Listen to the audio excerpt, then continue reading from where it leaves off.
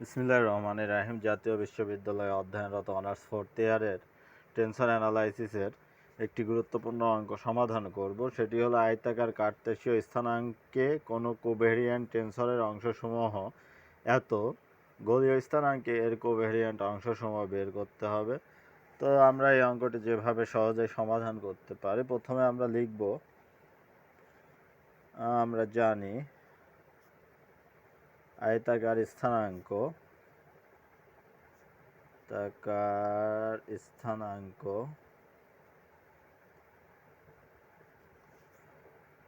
X Y Z এবং গোলীয়, এটা কি আছে, হ্যাঁ গোলীয় অবশ্যই আমাদের এই প্রশ্নে যা আছে সেদিকে মাথায় রাখতে হবে। অনেক সময় এখানে গোলীয়র পরিবর্তে বেলনাকার স্থানাঙ্কও বের করতে দিতে পারে। তো এখানে গোলীয় আছে, তাহলে আমরা গোলীয় স্থানাঙ্ক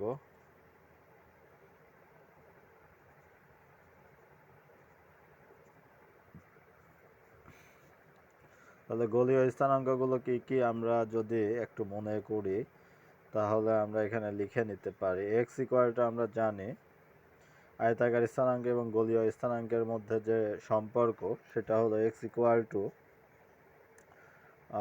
আর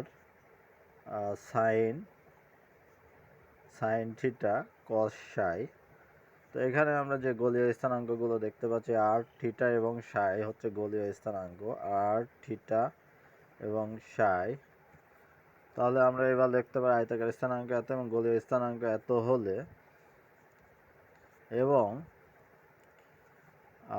x one, x two, x three সমান আমরা লিখতে পারি হচ্ছে, মানে এগুলো আমি আগে লিখে নিচ্ছি, এগুলো আমরা পরে পাবো।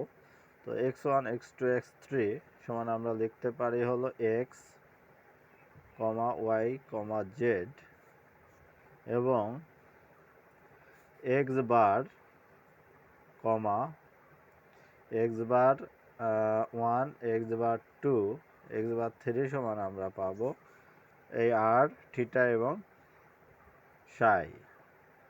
ফাই, আর থিটা এবং ফাই পাবো।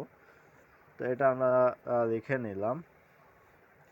তো এখন আমরা এখানে লিখতে পারি যে আয়তাকার স্থানাঙ্ক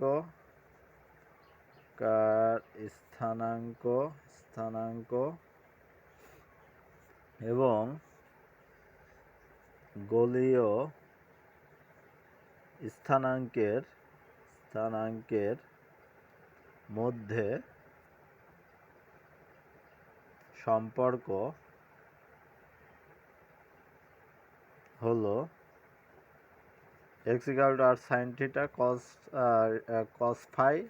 আবার আমরা লিখতে পারি y equal to r sine theta sine phi.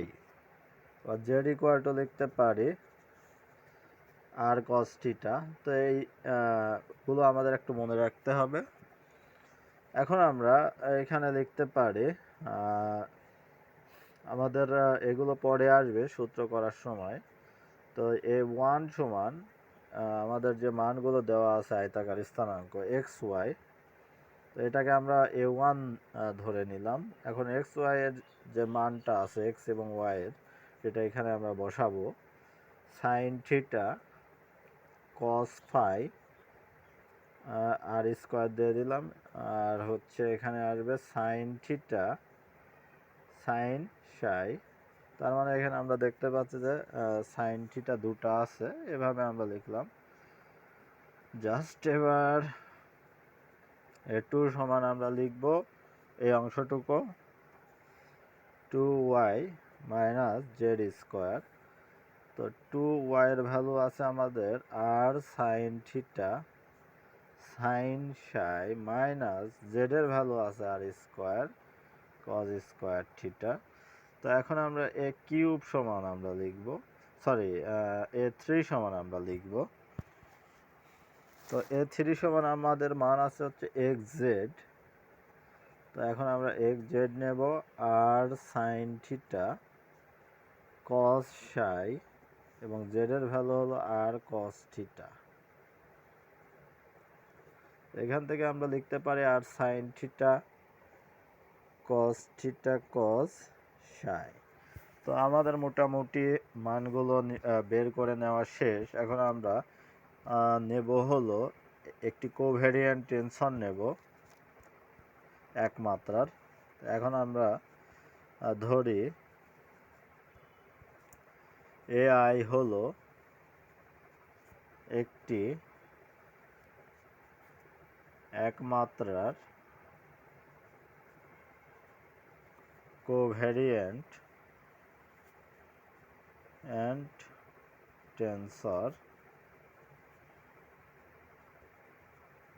তাহলে আমরা এটা সমান লিখতে পারি হলো a বার I সমান লিখতে পারি, এখানে I এর পরিবর্তে নতুন একটি আমরা ইন্ডেক্স নেব, সেটা p। এখন এখানে ডেল x দিব, এখানেও ডেল x দিব। এখন এখানে আমরা দেখতে পাচ্ছি I কন্টাভেরিয়েন্ট, আর কন্টাভেরিয়েন্ট থাকলে কোভ্যারিয়েন্ট, আমাদের তো কোভ্যারিয়েন্ট বলছে, হ্যাঁ কোভ্যারিয়েন্ট। এখন কোভ্যারিয়েন্ট থাকলে আমরা নিচে লিখব বার দিয়ে I, আর এই p উপরে চলে যাবে। এখন এইটাকে কাজে লাগিয়ে এর মান আমরা 1 2 3 নেব। তো এখন আমরা 1 নং হতে লিখতে পারি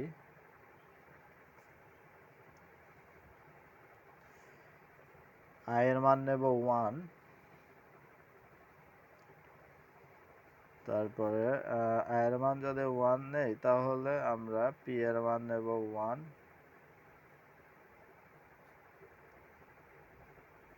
এটার মান 1 নিব,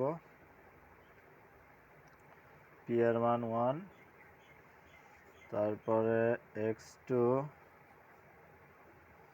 নিচে আমাদের হর কিন্তু সবসময় সেমই থাকবে, কিন্তু আমাদের উপরে লবে পরিবর্তন হবে, আর এই কোভ্যারিয়েন্টের অংশে পরিবর্তন হবে। তো এইভাবে আমরা লিখতে পারি এখানে আসবে 3, আর এখানে আসবে 1, আর এখানে আসবে 3। এখন আমরা যদি মানগুলো বসিয়ে দেই, আমাদের x1 এর এখানে আমরা x1 x বার 1 সমান কত ধরে নিয়েছিলাম r, তাহলে আমরা এখানে লিখে দিতে পারি এইটুকু সমান r, আর x1 এর ভ্যালু আমরা সমান x ধরে নিয়েছিলাম এখানে, তাহলে এই x এর মানটা আমরা এখানে বসিয়ে দেব। সেটা হলো r সাইন থিটা কস সাই AI।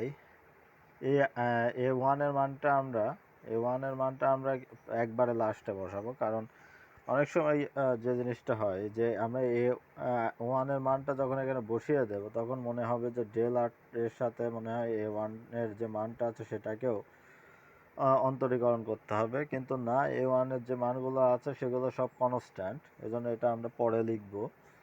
তারপরে এখানে আমরা লিখব ডেল আর, এবার x2 এর মান লিখব।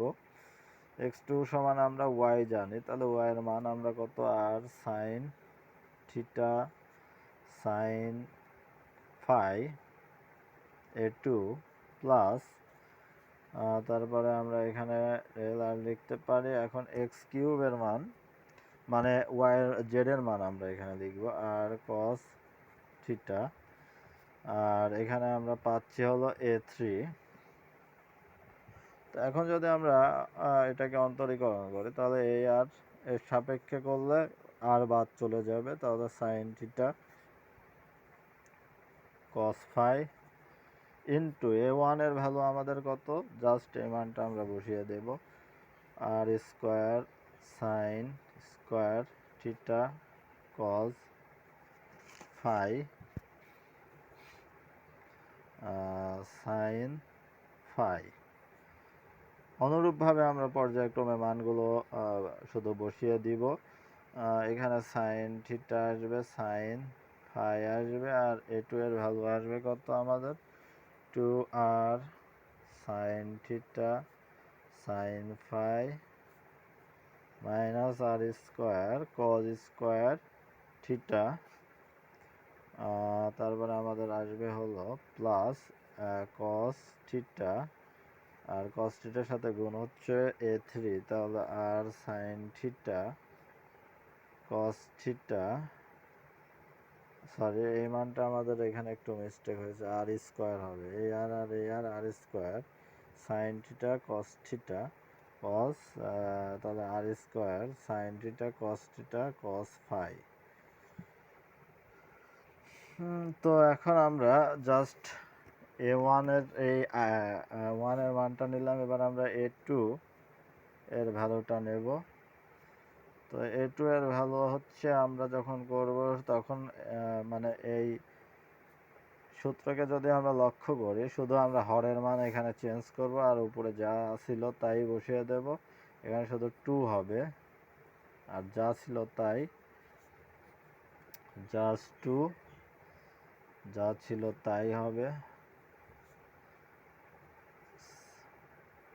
3 2। তো এখন আমরা জাস্ট মানগুলো বসিয়ে দেব।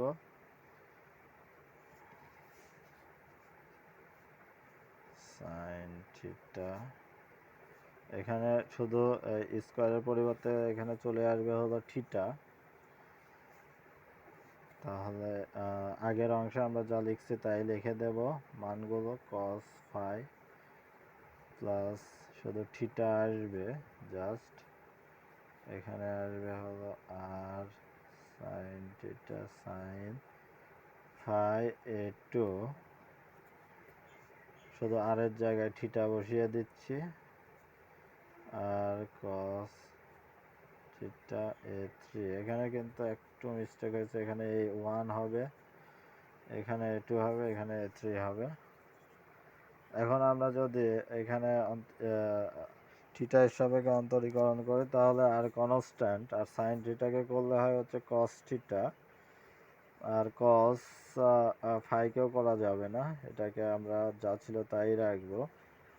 জাস্ট করে A1 এর মান কত, r square sine square theta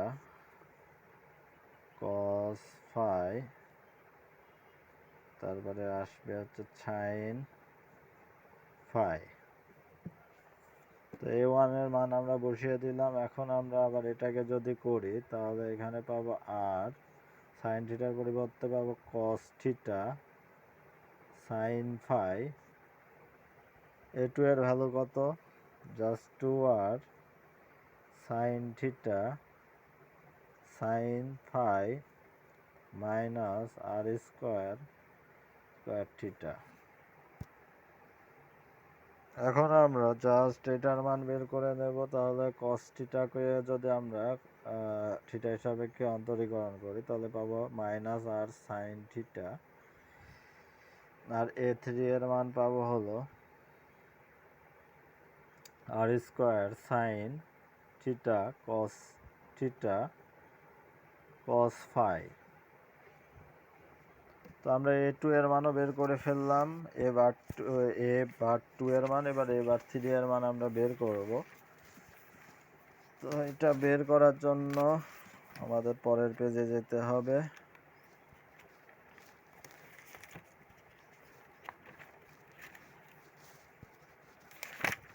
A3 এর মানটা আমি এখানে বের করে নিচ্ছি, কারণ পরের পেজটা আসলে উল্টালে অঙ্কটি দেখতে সমস্যা হবে।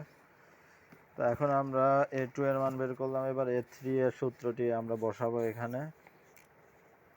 A3 del x1 জাস্ট এখানে 3 2, জাস্ট এখানে 3, এখানে 2, এখানে 3, এখানেও 3, আর এখানে আসবে হচ্ছে বার 3।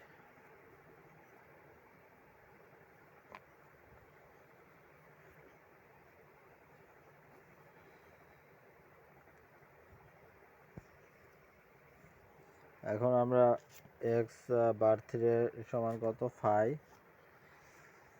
আর x1 এর ভ্যালু কত,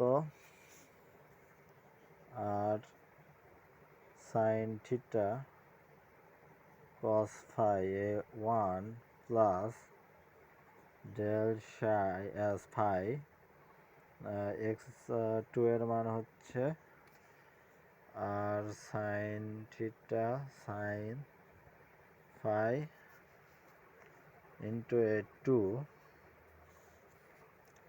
plus del d divided by del phi. তাহলে এখানে আসবে হচ্ছে আর কস থিটা a3। এখন আমরা জাস্ট এগুলোর অন্তরীকরণ করব। তাহলে কস ফাইকে করলে আসবে হচ্ছে minus r sine theta sine phi into a1 plus এখানে আমরা যদি এখানে সাইন ফাইকে করি তাহলে পাবো r sine theta cos phi into a2। আর এখানে যদি আমরা কস থিটাকে করি ফাইয়ের সাপেক্ষে তাহলে 0 হবে। এখন আমরা জাস্ট a1 আর a2 এর মানগুলো বের করে নেব, বসিয়ে দেব। সাইন ফাই ইন্টু a1 এর মান আছে হচ্ছে আমাদের r square sine square theta cos phi sine phi. আর এখানে আছে আমাদের r sine theta cos phi. a2 এর মান আছে হচ্ছে 2 r sine theta sine phi r square cos square theta. তো এটা আমাদের প্রদত্ত অঙ্কের সমাধান। আশা করি আমরা বুঝতে পেরেছি। ধন্যবাদ।